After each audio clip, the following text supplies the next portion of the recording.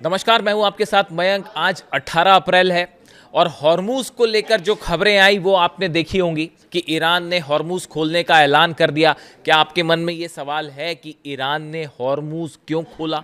मैं इसका जवाब देने की कोशिश करूंगा। अब ईरान के यूरेनियम का क्या होगा, इसका जवाब देने की कोशिश करूंगा। देखिए, तमाम तरह के दावे हो रहे हैं सोशल मीडिया में और अमेरिकन मैगजीन्स में और न्यूज़ साइट्स में कि अब जल्द अमेरिका और ईरान के बीच कोई डील हो सकती है। लेकिन जो अंदर की खबर है उसके मुताबिक मामला यूरेनियम को लेकर बुरी तरह से फंस चुका है और ये जो डील वील का ख्याली पुलाव है ये अभी बहुत दूर है। पहले सवाल का जवाब दें। देखिए, ईरान ने हॉर्मूज खोल के एक ऐसा दांव चला जिसने ट्रंप को चारों खाने चित्त कर दिया है और नेतन्याहू का तो वो हाल है कि समझ नहीं आ रहा कि अब किया जाए तो क्या किया जाए। देखिए, कल जिस तरह से ईरान के विदेश मंत्री अब्बास अराक्ची साहब का शाम को ट्वीट आया और उन्होंने ये कहा, एक्स पर उन्होंने ये जानकारी दी कि ईरान जो है वो हॉर्मूज खोल रहा है। उसके बाद डोनाल्ड ट्रंप जो हैं वो अचानक से जो है इस मोड में आ गए कि वो खुशियां मनाने लगे और ये कहने लगे कि भाई जो है ये बड़ी जीत हुई है हमारी और अब हॉर्मूज खुल गया है, अब दुनिया में व्यापार शुरू हो जाएगा। और इतना कहते कहते वो ये भी दावे कर गए, आप उनके ट्वीट दे सकते हैं, कि अब जल्द ही ईरान से यूरेनियम को लेकर भी डील होने वाली है, ईरान अपना यूरेनियम देने के लिए भी तैयार है और जो है इस तरह की तमाम बातें हुई, उनके ऐसे दावे हुए।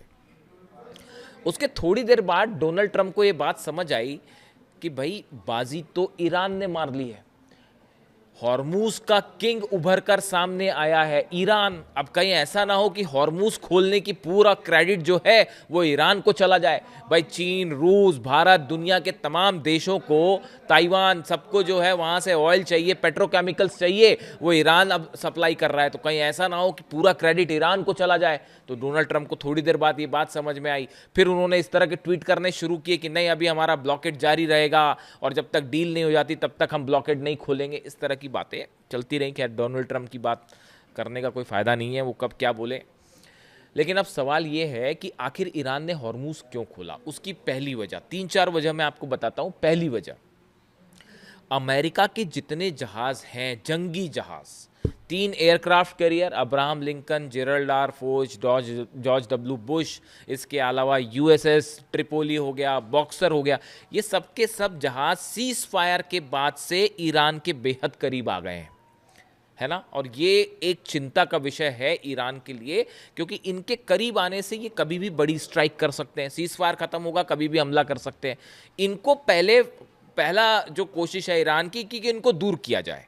तो जब ईरान ने अगर ब्लॉकेट खोल दिया तो अब स्वाभाविक सी बात है कि पूरी दुनिया का दबाव अमेरिका पे है कि अब आप भी ब्लॉकेट खोलिए, ये जो जहाज आपने खड़े कर रखे हैं इनको पीछे भेजिए। अमेरिका अब इसके लिए मजबूर होगा।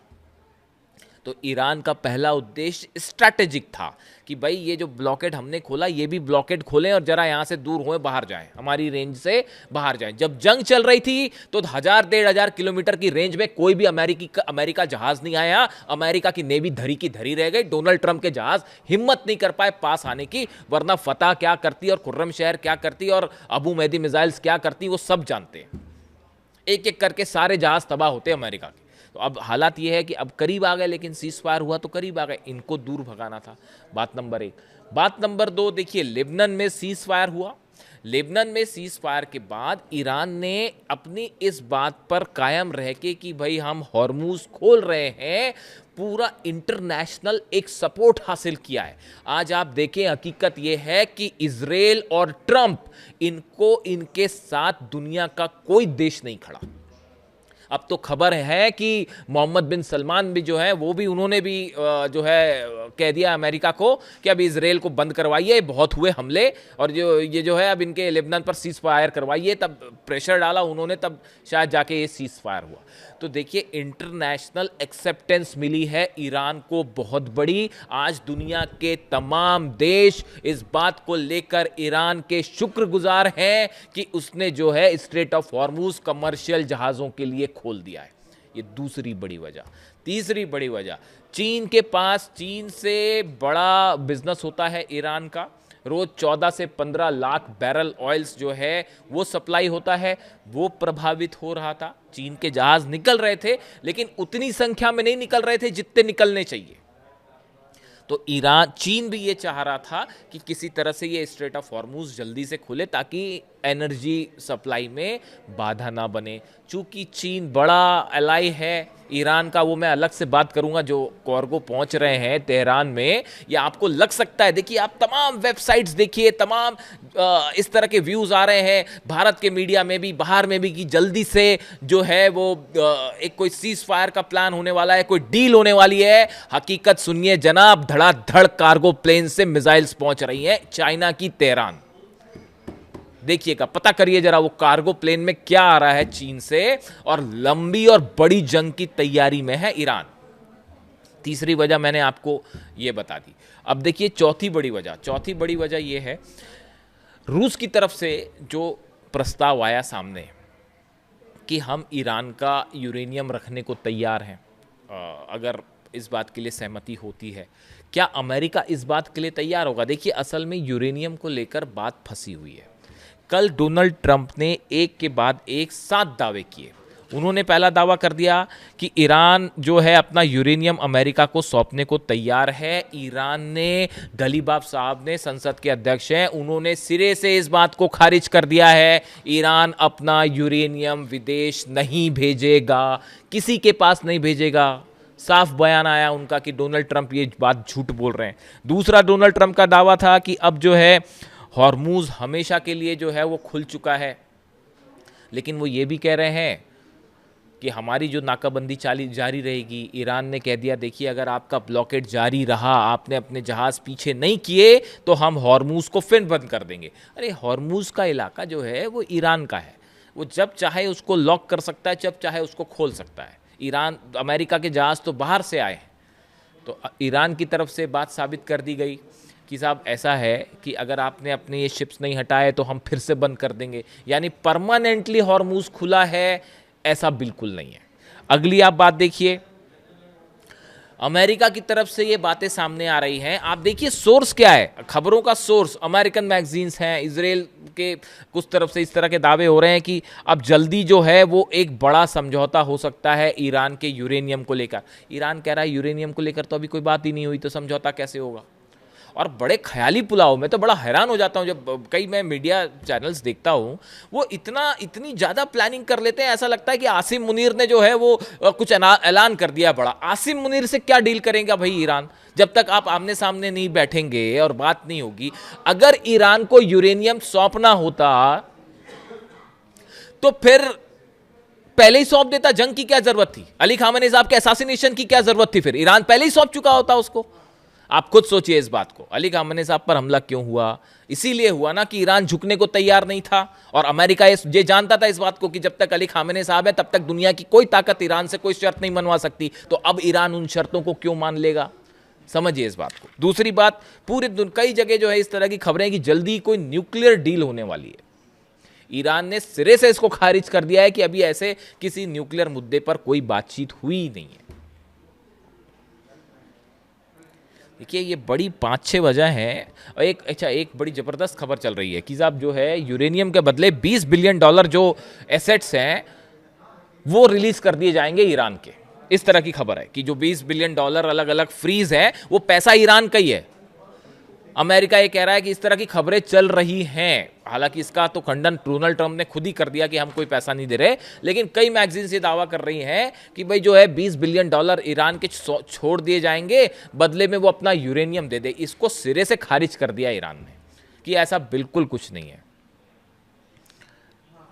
ईरान को पैसे दे के उससे डील कराना, इस तरह की बातों का मतलब है कि अब तक अमेरिका इस बात को नहीं समझ पाया कि ईरान का डीएनए क्या है, ईरान का नेचर क्या है। जिस कौम की खून में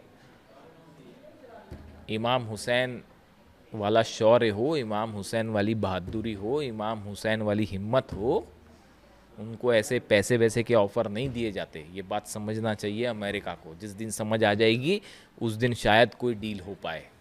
ईरान ना कभी झुका है, करबला में भी नहीं झुका था, अब भी नहीं झुकेगा। समझ जाइए, बात को समझना ज़रूरी है।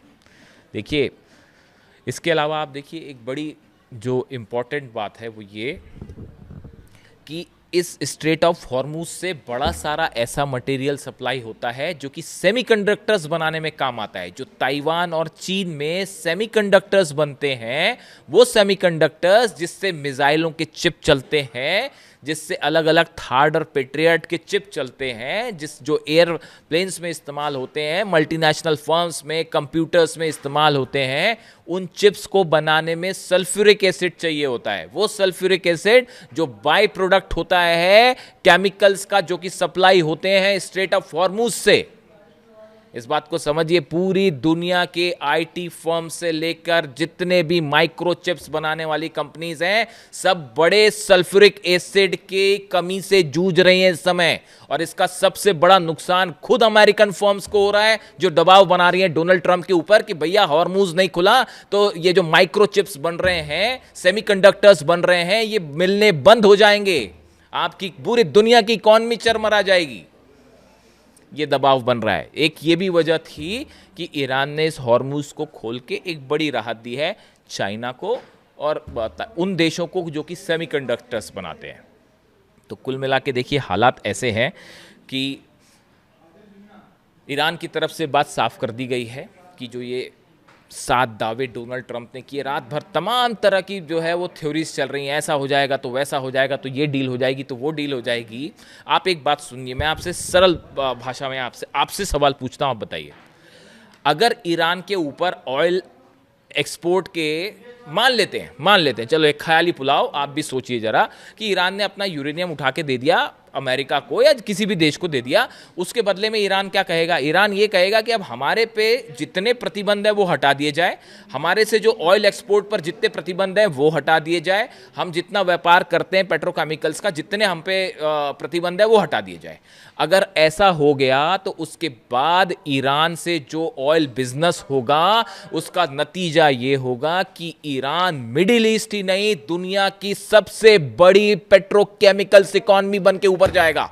और उसके बाद ना इजराइल की हैसियत रह जाएगी, ना सऊदी की हैसियत रह जाएगी, और ना ही अमेरिका के पेट्रोकेमिकल्स का दबदबा बना रहेगा मिडिल ईस्ट में। पूरा प्रभाव ही खत्म हो जाएगा। रशिया, ईरान और चाइना मिलकर इतना बड़ा ऑयल बिजनेस करेंगे कि आप देखिए कि नया वर्ल्ड पावर बन जाएगा ईरान। क्या यह बात नेतन्याहू को मंजूर होगी? क्या यह बात डोनाल्ड ट्रंप को मंजूर होगी? क्या यह बात मार्को रूबियो को मंजूर होगी? क्या पीट हेग्सेथ को मंजूर होगी? कतई मंजूर नहीं होगी। समझिए आप इस बात को। तो ये जो डील है, आप समझिए, आप डोनाल्ड ट्रंप से डील कर रहे हैं जो कि सुबह कुछ कहते हैं, दोपहर कुछ कहते हैं, रात कुछ कहते हैं, उन पर विश्वास नहीं किया जा सकता। नेतन्याहू को सिर्फ मौका चाहिए हमला करने का फिर से। वो अमेरिका के दबाव में फिलहाल डील कर दिए हैं, वो भी 10 दिन का ही सीज फायर है लेबनान के साथ, और 21 तारीख को ईरान के साथ खत्म हो रहा है सीज फायर, और भयंकर जंग की तैयारी है। तो ये जो ख्याली पुलाव चल रहे हैं कि ईरान यूरेनियम सौंप देगा, मुझे तो ऐसा होता कहीं नहीं दिखाई दे रहा फिलहाल। और अगर ऐसा मान लीजिए कोई एक डील हो रही है, बड़े सारे लोग कह रहे हैं कि डील हो जाएगी, डील हो जाएगी। अगर डील हो गई तो उसके बाद क्या अमेरिकन थिंक टैंक इस बात को नहीं समझ पा रहे कि उसके बाद ईरान इतना बड़ा वर्ल्ड पावर बन के उभर जाएगा कि उसके बाद क्या एमएसबी को ये बात, मोहम्मद बिन सलमान को ये बात मंजूर हो जाएगी कि सऊदी अरबिया का पूरा प्रभाव खत्म हो जाए? उसके बाद भारत को क्या जरूरत पड़ेगी अमेरिका से तेल खरीदने की या किसी से परमिशन लेने की? आप सोचिए इस बात को। तो ऐसा है कि ये हर स्थिति में अमेरिका की करारी हार है। अगर डील करता है अमेरिका तो भी अमेरिका हारेगा, और डील नहीं होती है, जंग होती है, तो उसमें तो ईरान ने जो है वो 40 दिन में बता ही दिया कि अमेरिका का क्या हो सकता है। इसलिए थोड़ा इंतजार करिए। हम ईरान की तरफ से भी ये बात कही गई, मैं हर बार ये बात कह रहा हूं, देखिए फिर से एक बार खबर साबित हुई। मैंने आपको क्या कहा, जब तक ईरान की सेना की तरफ से कोई बयान ना आए, जब तक अब्बास अराक्ची साहब की तरफ से कोई बयान ना आए, तब तक आप किसी बात पर विश्वास नहीं किए और कीजिए। और आज ईरान की तरफ से बयान आया है कि जब तक हम आपको ऑफिशियली कुछ ना बताएं तब तक आप मत मानिएगा। तो देखिए एक बार फिर जो मैं कहता हूं हमेशा, वो बात साबित हुई है। तो बहुत कुछ ऐसा है जो पर्दे के सामने कुछ और है और पर्दे के पीछे कुछ और है। और 21 और 22 तारीख के लिए ईरान पूरी तरह से बड़ी जंग की तैयारी में है, क्योंकि कब कहाँ क्या धोखा हो जाए कोई नहीं जानता। इससे जुड़ा जो भी अपडेट होगा वो आप तक पहुँचाऊँगा। आप कमेंट करके खुद बताइए कि ईरान को अब आगे क्या करना चाहिए, क्या यूरेनियम को लेकर किसी तरह की बातचीत करनी चाहिए या नहीं करनी चाहिए। Thank you so much.